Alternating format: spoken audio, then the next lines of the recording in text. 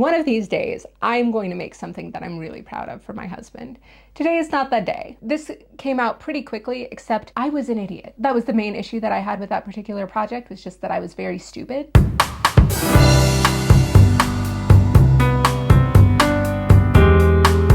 Hello friends, if you're feeling really generous, then you could call this the beginning of July when I'm filming this. It is not yet July 15th, therefore I choose to say that it is the beginning of July, and that means that it's practically June, so I'm excited to show you all of the things that I've knit this year so far, since we are roughly approximately halfway through the year. A lot of these things are things that you haven't seen before, because I spent the first couple months of this year making accessories as opposed to making YouTube videos because, well, I hadn't started making YouTube videos yet. So if you're excited to see these things, what I've been up to this year, and hear a little bit about my plans for the rest of the year, then stay tuned. Today, since we're doing a little bit more of a traditional format, I thought I'd be traditional and tell you what I'm drinking. I am drinking a Bear Bells protein shake in chocolate. Now, the important thing to know about Bear Bells as far as protein shakes go is that they don't taste like chalk. I only really drink 3 types of beverages: sparkling water, chocolate protein shakes, and hot chocolate, because in the mornings, I'm too tired to chew. So this is my beverage of choice today. We're still going through this massive heat wave in London, which you wouldn't know by my outfit. I wanted to wear my tip-top tank because I'm talking about things that I've knit this year. And this is the only thing I've knit this year for myself. It's the only thing I've ever knit for myself, really. So I thought it would be good to wear, but it still has that weird boob line that I talked about before. If you haven't seen the video where I talk about making this, there's a part of the pattern where essentially you're supposed to break the yarn. You come at it from the other side. This is really great because it allows you to make sure that you're weaving in ends in the armpit and not in the middle of the bust. But the problem is on both sides, it's created this weird line for me. So I thought layering it with this might make it work a little bit more, but I'm still learning how to wear 2 things on the top of my body at the same time. I'm still really learning how to layer. The last time I layered for one of these videos, I was wearing a blue tank top with a blue zip-up hoodie over it, and my kids just cooked me. They said that I looked like a 14-year-old boy from the early 2000s. So I'm still learning. This is a ankle length lace duster that I did not knit myself. I got this at Lane Bryant in, I think, 2014. I check Vinted, I guess, if you like it. On to the main event. Okay, so for a little bit of context, I impulse knit 3 sweaters in the month of December.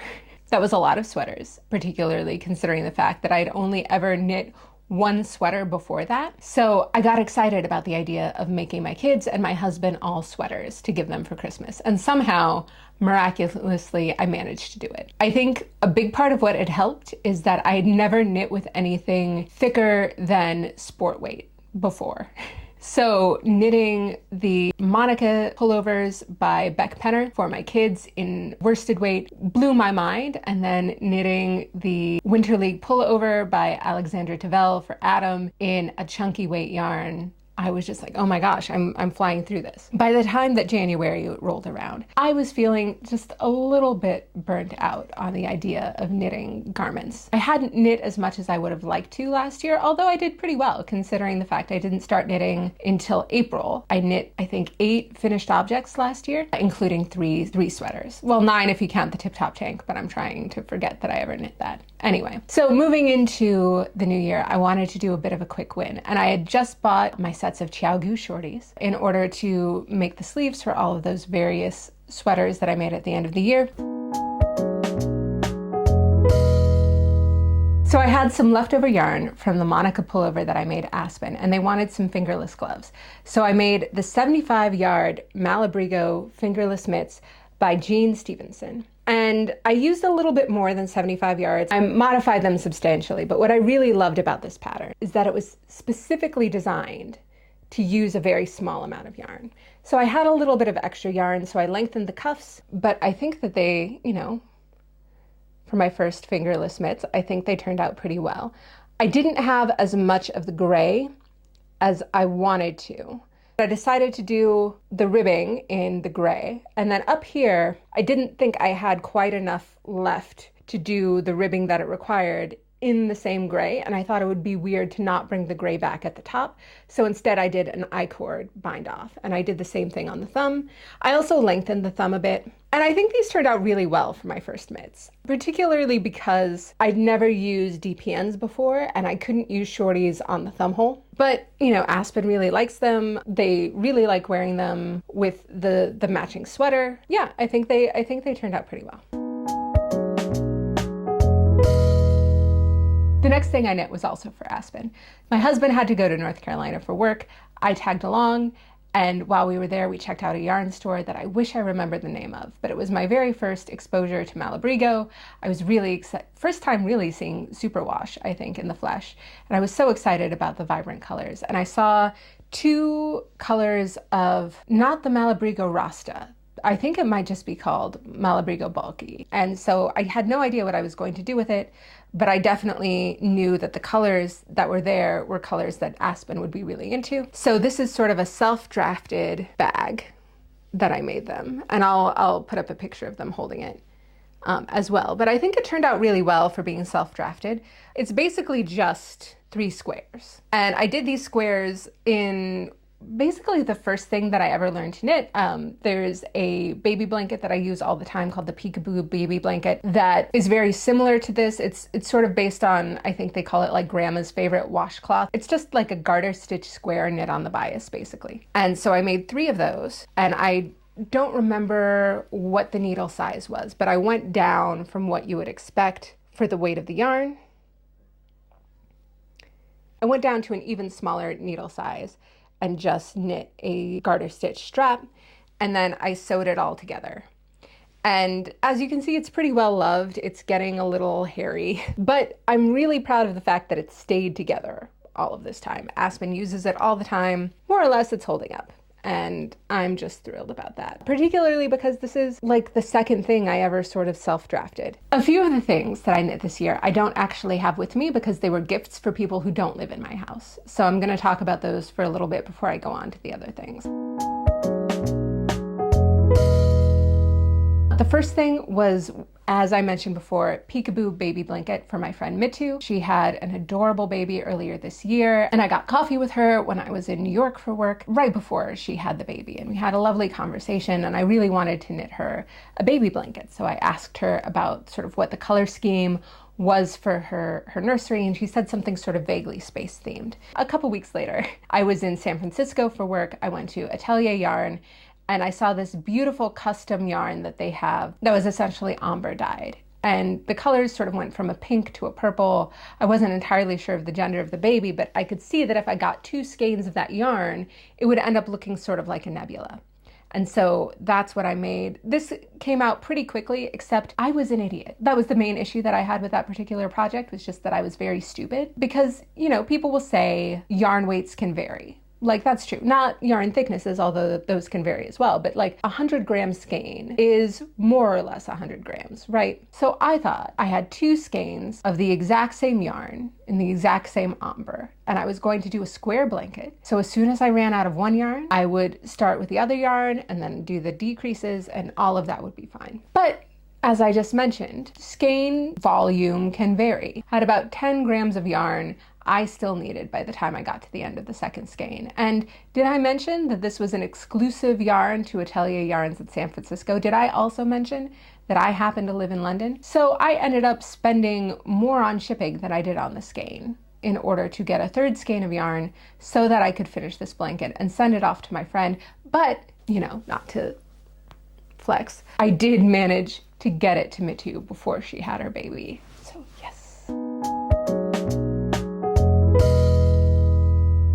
I was going to say the other object, but it's more of like a set of objects. The other thing that happened was that earlier this year, my buddy Mark, who is very British, asked me to knit him a hat in the most British way humanly possible, which was, we were in a meeting, I'm always knitting in meetings, and he just sort of faux angrily burst out with, "So are you going to knit me a hat or what?" And I said, "Well, would you like me to knit you a hat?" He said, "Maybe, yes."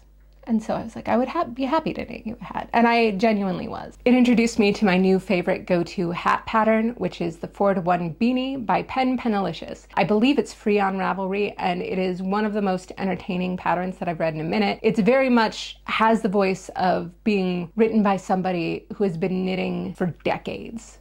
And it's just like, yeah, you know, this is how you do it. You know, try it on. If you don't like it, get a cup of tea and then knit some more. Like, it's very simultaneously easy to understand, but really warm and friendly. I knit the watermelon head size because my friend Mark is 6'7", 6'6". I don't know. He would be really particular about that inch, but I don't remember. He's just so much taller than me. So I'm 5'9", and he is so much taller than me. And I think that's the most important thing. So I knit the watermelon head size and it fit him perfectly. I used the Ilmani Santee tweed in, I think, brick. He seemed like a very tweedy kind of guy. He absolutely loved it. He said it's a hat that he wears that feels like he's not wearing a hat, which he says is like the highest compliment for him because it's very hard for him to find hats that fit and are comfortable. I had a little bit of leftover yarn because I had to use 2 skeins to get the watermelon head size for Mark. And he has a tiny, adorable daughter, so I knit her a Sophie scarf so that they could match. And she calls it her robot scarf and loves wearing it all the time. And apparently Mark asked her what that makes him, if that's her robot scarf.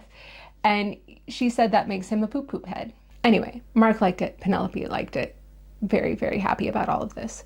That covers the stuff that I don't have access to. I had a brief moment earlier this year of beanie number 6 fever. I really wanted to make a beanie number 6. I thought it was incredibly cool. I went to the Bay Area yarn crawl when I was in San Francisco for work, and I was looking for the perfect yarn to make a beanie number 6. And this is very much the beanie number 6 that I had in my head. This is lambkin from A Verb from Keeping Warm. These are both yarns made by the shop in Oakland, A Verb for Keeping Warm. And I really, really love the way that this hat turned out. I think it is the first thing that I've ever made that looks almost exactly like I hoped it would. It's easily the most impressive from a distance thing I've ever made. And God, this lambkin is perfect looking. Like, it really did the job, but God, it was the worst yarn I've ever worked with in my life. And I don't think that's a problem with the yarn. I think that's just knitting with boucle. Knitting with boucle is not for me. I really don't think boucle is meant for me, but I'm really glad that I made this hat. But before I found this perfect yarn, I was desperate to find something that would work. And so I found this. Now it's my new favorite yarn from Laying Yarns, Cashmere Light. And I have not sewn this together yet, as you might be able to tell, but this is an absolutely bonkers hat that I made because the trim is cashmere and this part is camel silk held quadruple. This is fingering weight camel silk, 50% baby camel, 50% silk, undyed. And I really like the way this turned out too. I just really need to sew it together. And I also need to wash it because there is a dot of protein shake on it from when there was a massive spill in my office that we're not going to get into right now. This is the first hat I ever finished, and there's a funny story around it. I don't think it's particularly good, but Adam loves it. One of these days, I'm going to make something that I'm really proud of for my husband. Today is not that day. For some reason, whenever I'm making something for Adam, I always end up screwing it up real good. But they really love it, so here we are. This is incredible, incredible yarn. This is Mongolian cashmere from Jade Sapphire. What I did was I started making a hat from the Lord of the Rings book that I have. I don't remember the name of the pattern. And I got through the twisted rib at the bottom. The twisted rib sort of went wonky there. You can see it's sort of boomerang shaped a little bit. I got through that, and then I got to the main part, and it was all traveling stitches. And I should have remembered from my experience trying to do just the little Y, the like Alexandra Tavel Two of Wands X detail on the Winter League pullover, that I'm not capable of doing traveling stitches. And this was, again, an entirely traveling stitches motif. And so I tried for like maybe 2 rounds. I was like, no way, fuck this. And frogged those 2 rounds back. And then I was like, well, what am I gonna do? I'm not just gonna make a simple stockinette a hat for my husband. So I opened my stitch dictionary and I looked up, I believe it's moss stitch, and I moss stitched the hat together. And then I used the decreases for the 4x4 hat, which sort of made this weird puckery thing because I wasn't thinking about the fact that this isn't technically a rib, and so it didn't really work out. And I made it a little too small. But Adam uses it all the time in the winter, as you might be able to tell from the fact that it is very well loved. So I said there was a funny story about this hat, and believe it or not, that was not the funny story. It's about the yarn. So I've been knitting on purpose, let's say. I've been knitting seriously since April of 2024. It's not the first time I ever tried taking up knitting. I tried taking up knitting when I lived in Copenhagen in 2016. Somebody in Copenhagen taught me how to knit, and I knit a few garter stitched scarves. I think I might have knit a hat for Aspen, and then I dropped off and stopped knitting. I don't remember who taught me how to knit. I remember having conversations with the person who taught me how to knit. I remember the person telling me about holding mohair with something if I needed to make it thicker, but I cannot for the life of me remember who the person was. I am so sorry to whoever it was that I don't remember.